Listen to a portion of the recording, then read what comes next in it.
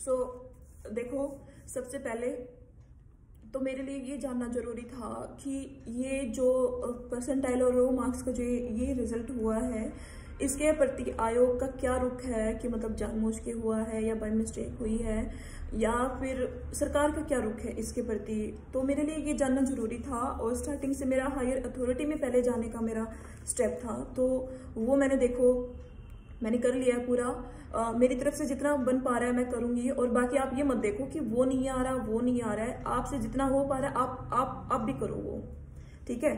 तो जो प्रोटेस्ट में बच्चे हैं, देखो पीसफुली आपको करना है, और जो सिलेक्टेड कैंडिडेट्स हैं भाई फीमेल की और अनसिलेक्टेड हैं, चाहे वो मेल हैं, मेल कांस्टेबल वाले भी हैं, तो आप जाओ और कम से कम एक दिन की अटेंडेंस वहां पर जरूर लगाओ आप, ठीक है।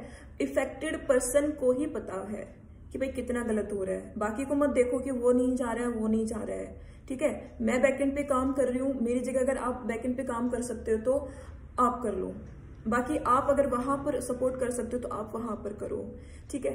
तो देखो परसों एजी सर से भी मिल ली थी। एजी सर से मिले सबसे पहले, जो एडवोकेट जनरल है हरियाणा के।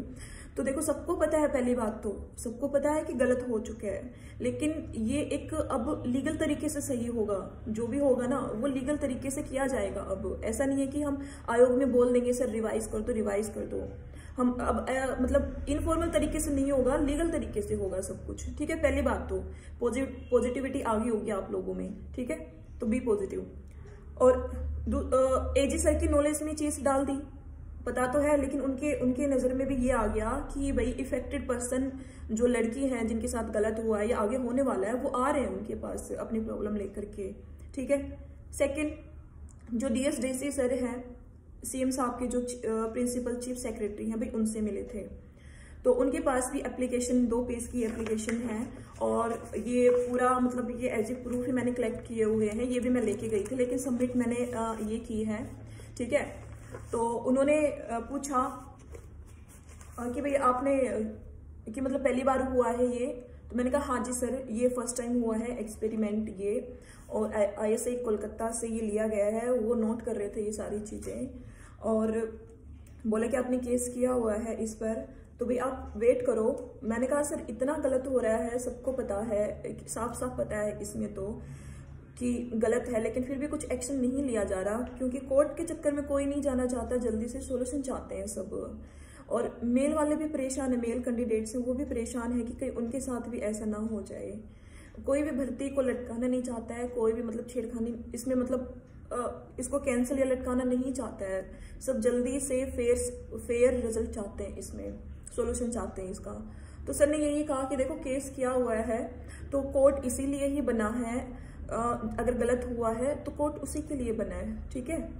तो उन्होंने ये कहा, और देखो जहां तक मुझे लग रहा है कि अब इनकी जो भी मीटिंग है वो होगी, 100% होगी, क्योंकि इफेक्टेड पर्सन भी, अगर मैं भी गई हूं उनके पास और आप लोग भी वहां पर प्रेजेंट हो, तो आपकी जो प्रेजेंस है वो पता लग रही है। और एक मेन बात, जो ट्विटर कैंपेन है भाई, वो पता है आपने जो ट्विटर कैंपेन चलाया था वो ऐसे ही नहीं गया। वो जो HSSC रिफॉर्म्स था, जिसमें भी ये 90 to 95% ये चला हुआ था कि stop adding raw marks with percentile, भाई सबको पता है, हरियाणा में ट्रेंडिंग पे चल रहा था, सबको पता है, सरकार को पता है ये बात, ठीक है। तो मीटिंग वगैरह इनकी जल्दी होगी सीएम साहब की, और इनकी जल्दी ही होगी आयोग के साथ में, और जल्दी से कुछ इस पे कुछ तो मतलब एक्शन लिया जाएगा, ये 100% मैं श्योर हूँ यहाँ से, ठीक है।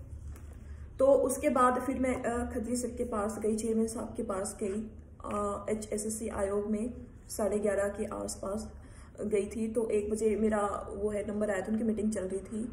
तो उसमें भी मैंने खत्री सर को कहा कि सर देखो वो बड़े अपसेट लग रहे थे, देखो फेस थोड़ा सा मूड से थोड़े ऐसे लग रहे थे, ठीक है। तो मैंने ये कहा कि सर परसेंटाइल और ये मार्क्स का कोई कॉम्बिनेशन नहीं है, और जो परसेंटाइल है वो रो मार्क्स नहीं है, वो एक फॉर्म है, जैसे परसेंटेज होता है, परसेंटेज में नंबर ऐड नहीं कर सकते, वैसे परसेंटाइल में भी नहीं कर सकते, दोनों की यूनिट अलग है। परसेंटाइल में रो मार्क्स तो छोड़ो, परसेंटाइल में परसेंटाइल भी ऐड नहीं कर सकते हैं भाई। रैंक बता रही है अलग अलग, उसमें अलग अलग मतलब सिलेक्शन एग्जाम में वो बता रही है, रैंक बता रही है। रैंक में रैंक ऐड करके नहीं हो सकता कुछ भी, ठीक है। तो सर ने 5 मिनट बात की थी। उसके बाद चीफ सेक्रेटरी मैम को फॉरवर्ड कर दिया था। तो चीफ सेक्रेटरी मैम से मैं मिली और कम से कम वहां पर 10-15 मिनट मैंने पूरा एक्सप्लेन किया, ठीक है। वो मैम कह रही थी कि आप सबमिट करके चले जाओ, लेकिन मैंने सब कुछ वहां पर एक्सप्लेन किया, बोल कर, दिखा कर, सारे प्रूफ के साथ मैंने उनको ये बताया, ठीक है। तो उन्होंने भी, मैम ने यही कहा कि देखो आप चिंता मत करो भाई, इस पे करेंगे इसका कुछ, ठीक है। तो उन्होंने यही आश्वासन दिया। तो देखो मेरा काम यहाँ पे खत्म हो चुका है कि मुझे अब जानना बाकी है कि भाई इनकी मीटिंग होती है उसमें क्या रहता है, पता लग जाएगा। और बाकी कोर्ट का वेट करेंगे। 100% कोर्ट पे मुझे मतलब वही है, भरोसा है। तो देखो मैंने क्या क्या बताया, क्या मेरे पॉइंट सब मैं ये बता देती हूँ आप सबको, ठीक है। क्योंकि आपको ना मुद्दे की बात रखनी है, मुद्दे से आपको नहीं हटना है। तो इस एप्लीकेशन में मैंने लिखा हुआ है कि HSSC आयोग ने 80% पर ISI कोलकाता से परसेंटाइल लेकर के लगा दिया और उसमें फिर जो 20 मार्क्स थे वो ऐड कर दिए, ठीक है। तो देखो ऐसा करने से क्या हुआ, जो एडवर्टीजमेंट में हमारी 80% वेटेज जो रिटर्न मार्क्स की थी, रिटर्न एग्जाम की थी, और जो 20% वेटेज जो एक्स्ट्रा जो सोशो इकोनॉमिक क्राइटेरिया और जो एजुकेशन के थे, ये वेटेज है ना दोनों टोटली चेंज हो गई। अगर परसेंटाइल के साथ ऐसे छेड़खानी करोगे ना, कुछ ऐड करोगे, तो ऐसा ही होता है, वेटेज डाइवर्ट हो जाती है, इधर वाली इधर ज्यादा हो जाएगी, इधर वाली इधर हो जाएगी, मतलब कुछ भी हो सकता है इस केस में, ठीक है। तो उसके बाद ये भी कहा कि भाई एक ही शिफ्ट में जिस लड़के के टोटल ज्यादा है, एक्स्ट्रा कम है लेकिन रिटर्न में ज्यादा लेकर के उसके टोटल ज्यादा हो रहे हैं, उस लड़की वो लड़की रह गई। और इसकी बजाय जिसके टोटल कम थे और जिसके एक्स्ट्रा ज्यादा थे, रिटर्न में कम थे, वो लड़की इस सिलेक्शन में इस फार्मूले से ऊपर आ गई, उसका सिलेक्शन हो गया, ठीक है। ये भी कहा। अब फिर देखो ये भी बताया कि परसेंटाइल देखो रैंकिंग सिस्टम है, ये सिर्फ कैंडिडेट का स्कोर है ना, उसको रिपोर्ट करने के लिए किया जाता है। आप इस पे कुछ भी अरिथमेटिक ऑपरेशन नहीं अप्लाई कर सकते। परसेंटाइल को एज इट इज परसेंटाइल ही रहने दो, ठीक है। इसके साथ छेड़खानी नहीं कर सकते आगे जाकर के। अब देखो जो प्रूफ है, क्या क्या प्रूफ मैंने इसमें अटैच किए हैं, जो स्ट्रॉन्ग पॉइंट्स हैं जिनके उनको कंसिडर करना ही पड़ेगा बिल्कुल, ठीक है। पहली बात देखो, एक मैं बताती हूँ, 2013 में ये जब परसेंटाइल का मुद्दा एक बार उठा था, टाइम्स ऑफ इंडिया में ये पूरा पेज आया था, वहां पर पूरा आर्टिकल आया था कि वहां पर जब फर्स्ट टाइम ये चीज हुई थी ना कि जेई जो मेंस था उसकी 60% वेटेज दी जानी थी, और जो बोर्ड मार्क्स थे, जो बोर्ड मार्क्स को इंक्लूड किया गया था ना, तो उसकी 40% वेटेज ली जानी थी।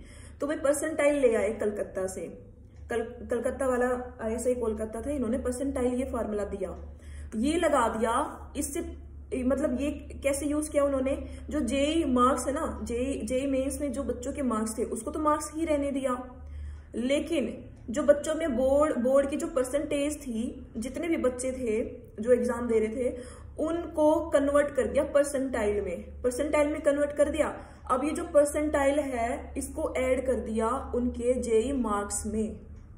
इस पे बहुत बड़ा बवाल भी हुआ था उस टाइम पे, और बहुत बच्चे अपसेट हुए थे इस वाली चीज से। लेकिन उसके बाद उस 2013 के बाद ये वाला जो है ना, ये हटा दिया गया। उसके बाद कमेटी भी बनी थी, SK जोशी कमेटी भी बनी थी, और ये ISI कोलकाता की वेबसाइट पे मेंशन है ये, और प्रोफेसर्स ने अपने सुझाव भी दिए थे इस चीज पर। तो वहां पर ही प्रोफेसर ने मतलब कौन सा है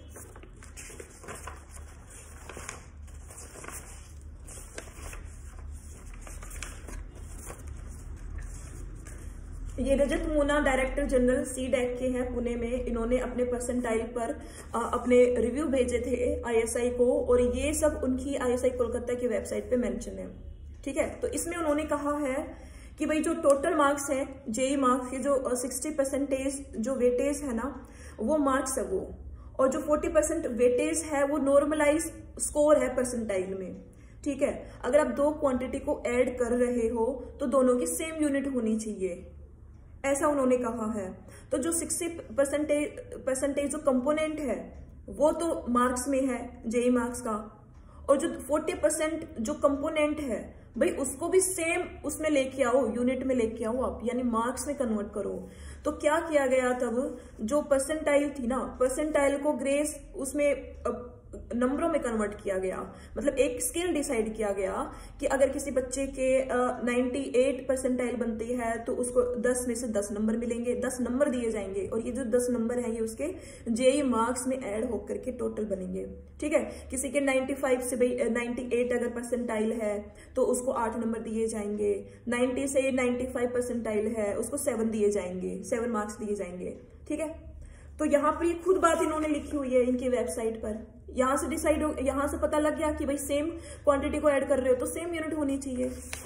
ठीक है, उसके बाद IIM अहमदाबाद के जो एलुमनाई उन्होंने खुद लिख के दिया है कि भाई नहीं ऐड हो सकते, सिली मिस्टेक है।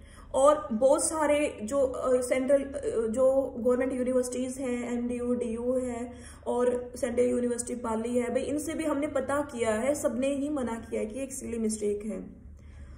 ठीक है, और जो जेई मेंस का जो रिजल्ट आता है वो परसेंटाइल पे आकर के स्टॉप हो जाता है, वो इसके साथ कुछ भी आगे छेड़खानी नहीं करता है, वो सिर्फ रिजल्ट डिक्लेयर करने के लिए यूज किया जाता है परसेंटाइल, कि आप बच्चों आप अपना देख लो कि आप कहाँ स्टैंड कर रहे हो, इतने बच्चों में आपकी क्या पोजीशन है, आप ये देख लो बस। फिर मैंने ये भी बताया, सारी RTI मैंने अटैच की थी।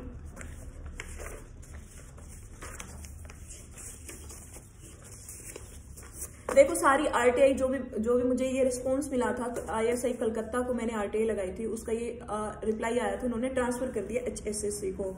तो मैंने मैम को ये भी कहा कि मैंने ISI कलकत्ता से भी पूछा है कि क्या ये परसेंटाइल में रो मार्क्स ऐड कर सकते हैं, तो उन्होंने ट्रांसफर कर दिया मेरी RTI को।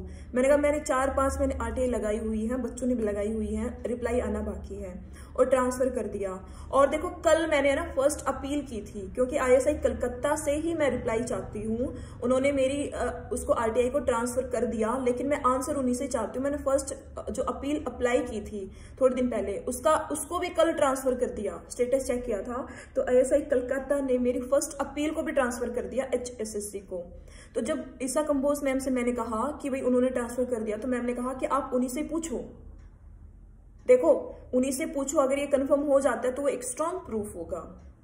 ठीक है, तो वो सारी RTI मैंने इस फाइल में लगा दी है, क्या क्या रिस्पॉन्स आया उन्होंने ट्रांसफर कर दी। अगली बात कि जो एक बहन ने अपने मार्क्स पूछे थे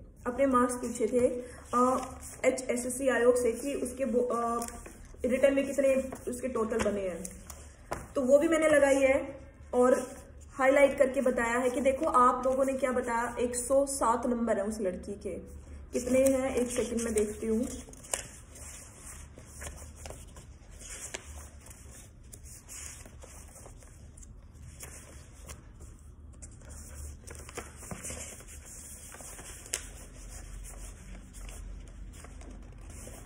ये देखो उस बहन के ना 107.91335 मार्क्स हैं।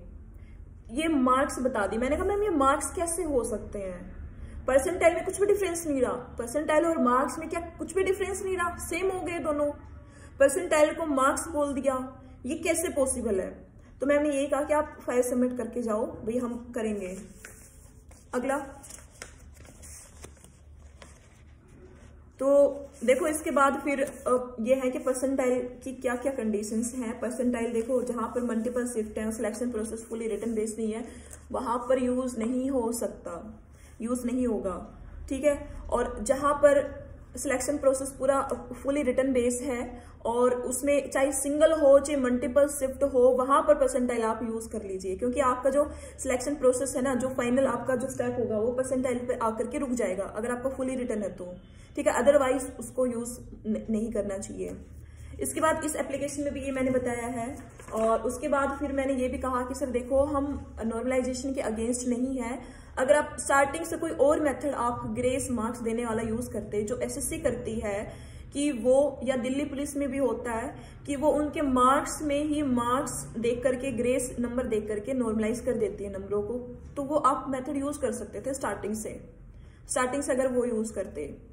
और ये बात तो देखो हमें भी पता है कि अगर आप अब रिटन एग्जाम का दोबारा रिजल्ट नहीं दे सकते, ये इम्पॉसिबल है, मतलब पॉसिबल नहीं है ऐसा कि दोबारा से नए मेथड से रिटन एग्जाम का ही वो रिजल्ट है मतलब डिक्लेयर किया जाए।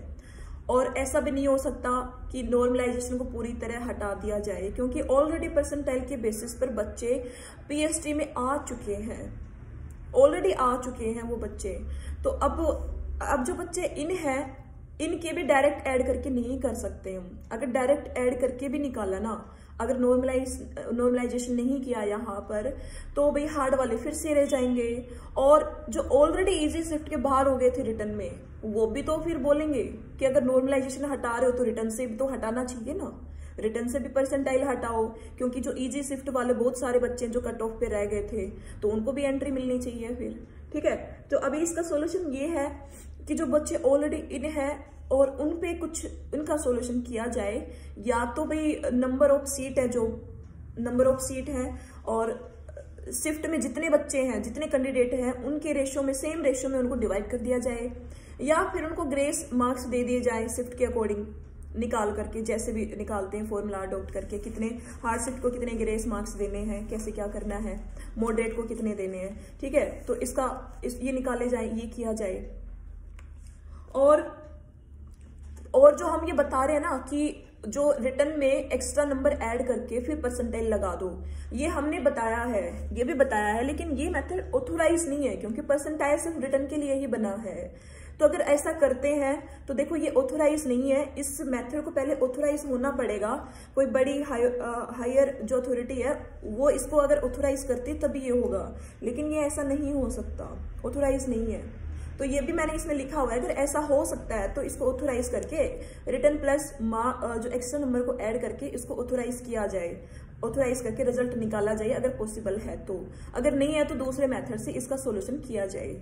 ठीक है, तो देखो यही था इसमें, ये इतना सारे ये मैंने उसमें अटैच करके दे दिए हैं ईशा कंपोस्ट मैम को भी और एप्लीकेशन भी। तो देखो अब लास्ट यही है, लास्ट में यही कहना चाहती हूँ कि हायर अथॉरिटी का रुख है वो पता लग जाएगा, सीएम साहब के साथ मीटिंग जल्दी ही होगी इनकी। और जो प्रोटेस्ट में बच्चे हैं, आप ये मत देखो कि वो नहीं आ रहा है, ये नहीं आ रहा है, आप अपने लिए लड़ो, अपने लिए एफर्ट्स करो, और हो सके तो जो सीएम साहब हैं उनसे मिलने की कोशिश करो। कोशिश ही बहुत बड़ी बात है, जरूरी नहीं है कि आपको आपकी उनके साथ मीटिंग हो ही जाए। एक एप्लीकेशन रेडी रखो, आप पहले तो गलत बताओ कि परसेंटाइल और रो मार्क्स गलत है, प्लीज इस पर है ना गौर किया जाए, ये वहां पर बोल के आओ, आप मिलने की कोशिश करो। एग्रेसिव मोड आपको बिल्कुल भी नहीं लेना है, एक छोटी सी गलती होती है वो भारी पड़ सकती है। हम स्टूडेंट हैं तो हम स्टूडेंट की ही इज्जत रखेंगे, हम स्टूडेंट की तरह ही बिहेव करेंगे, और भाई जितना सपोर्ट कर सकते हो आप करो। मैं बैकएंड पे ही काम है मेरा, तो बैकएंड पे मैं जारी रखूंगी और जितना मेरे से हो सकेगा मैं करूंगी। और अभी आईएसआई जो ये न्यू दिल्ली है, यहाँ से भी मुझे मतलब जाना है, मुझे एक मीटिंग इनके साथ भी करनी है, जाकर के आना है। और भाई जितना हो सके ना मेल करो, जो टेलीग्राम पे भी मैंने है ना बताई है कि दो मेल आईडी है ना आईएसआई कलकत्ता की, ठीक है, दो वहां की मेल आईडी है, उनको आप मेल करो। आपको एक अकाउंट से एक ही मेल करनी है, जितना हो सकता है आप इनको मेल करो। एक आईडी से आपको एक मेल करनी है भाई, जब तक कुछ करेंगे नहीं, एफर्ट्स नहीं करेंगे, उनको भी पता नहीं लगेगा आईएसआई कलकत्ता को। आरटीआई पे आरटीआई वो ट्रांसफर करने लग रहे हैं, वो भाई जवाब क्यों नहीं दे देते कि ये गलत है। ठीक है, तो बस यही कहना चाहती हूँ, बाकी आप अपना ध्यान रखिए। ठीक है, थैंक यू।